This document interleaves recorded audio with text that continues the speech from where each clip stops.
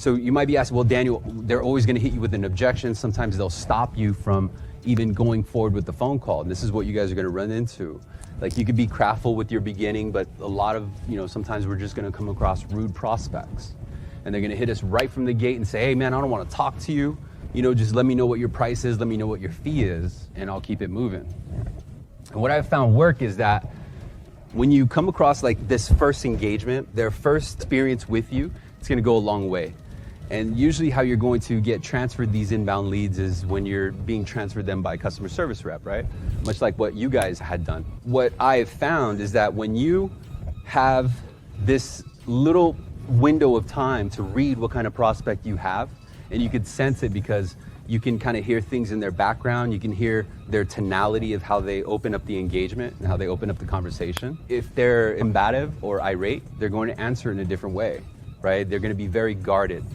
And you have to not let your emotions get mixed in with that, because you might come off combative. But it's important to also pay attention that you kind of, in essence, need to match their tone. You kind of need to match their rhythm. And so a lot of times if we get hit up with the objection right up here, right at the very front, we have two choices. One, we can give in to the negotiation. We can give in to pricing. We can just give them their answer. But again, as I shared with you, that ultimately sets the precedence of that call. It sets the tone.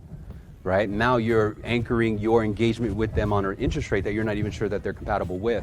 Instead, look at this engagement as an opportunity to help your prospect save time. The wordplay that I'll usually use right here is saying, if you got transferred, like let's say Paul was transferring me a lead, and the lead's name's Jim.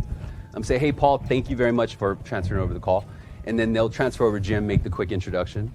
It's always important to thank them for holding, and also thank the CSR that transfer the lead to you, because it gives the impression that, number one, that you guys are in the same location, and we also have to be empathetically, I hope that's a word, empathetically aware that they probably had another bad experience where they just keep getting transferred, and that's one thing that a lot of prospects really want to avoid. Again, they're more cautious about their time.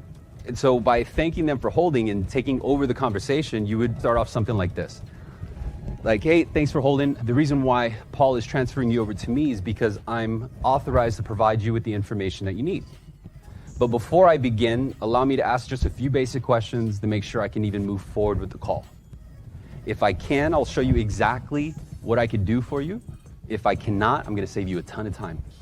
And I'm going to point you, and at the very least, I'll point you in the right direction. Now, why that's effective is because I'm not asking them how they're doing. I'm not asking them what their goal is. Right? I already understand the engagement. I understand that 99% of the time they're going to ask me for a lower rate. And if I allow that question to be asked and them to then anchor and set the precedence of that conversation to be all about a lower rate, I've set myself up to lose.